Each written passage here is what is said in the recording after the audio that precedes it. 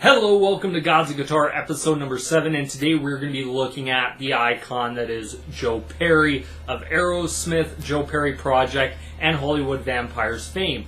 Now, looking at Joe Perry, he kind of came in the early 70s, kind of that Hendrix, Page, Beck influence, and really morphed into his own style, and really became an innovator for guitar players then and future generations to come.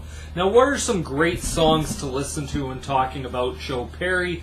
That first album was really blues influenced, and if you're ever into really blues rock in the 1970s, it would be in your mold, but there are two real standout tracks from that album.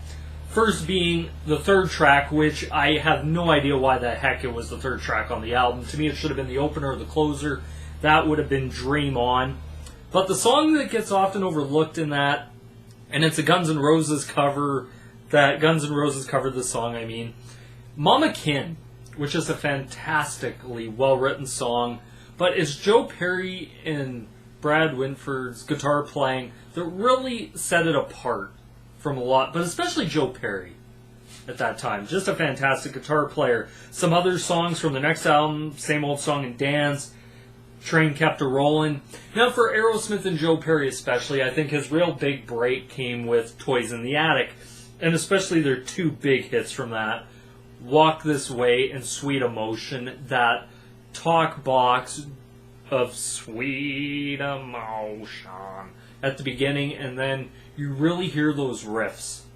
Those riffs by Joe Perry set it apart from a lot of stuff, and the solos, and especially the solo in Sweet Emotion, is fantastic, and Walk This Way. They're not really hard, heavy, just going fast for the sake of going fast. They could also slow it down, especially Joe Perry could slow it down and make it as melodic as you want, and it almost is an eargasm to really listen to. And also on their next album, The Rocks, you get the amazing Back in the Saddle. And then for me, it was really a while to find another great song. One for their comeback album, Joe Perry Leaves. Ghost does the Joe Perry Project, which wasn't necessarily on the same level as Aerosmith, but really what would have been. And I think it was a creative outlet to allow Joe Perry to really grow a little bit, do something different, work with some different guys. And then he came back to Aerosmith in the 80s. Around 84, they did that comeback album, which really commercially fell flat, even though there are a lot of songs on that album I like. And one song I really like from that album is My Fist to Your Face, which I think really talked about Steven Tyler and Joe Perry around that, or especially around their breakup, just how they really felt. Then you get Permanent Vacation, songs like Dude Looks Like a Lady, Ragdoll, Angel, even their next albums with songs like Love in an Elevator, On the Other Side, Living on the Edge, then the next album was Crying, Crazy, Amazing, stuff like that. Just really good stuff, and even going more into pop culture, into movies like, The Other Side was featured in the movie True Romance. Aerosmith did the thing for Spider-Man and Armageddon, the main themes for him. I Don't Want to Miss a Thing being a huge hit for him. Sappy-ass song, but a big hit for him. And also, the Spider-Man theme really showed Joe Perry off as a really damn good guitar player, if you didn't know that already.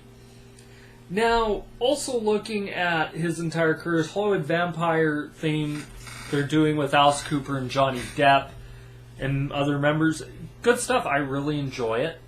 It's decent. It's not like I'm expecting the most amazing stuff in the planet, but it's pretty good for what it is. Joe Perry, I'd rank him in one of the best guitar players to ever play, bar none, but hey, that's just my opinion. Gods of Guitar, episode number 7, Joe Perry. One of the best guitar players. He did all blues, hard rock, that glam rock stuff, and really even pop rock, I guess you could say popular music, but really did in a way very few could. Anyway, that's my Gods of Guitar, episode number 7 on Joe Perry. Once again, be sure to like, comment, favorite, subscribe down below. This is me here signing out. Peace.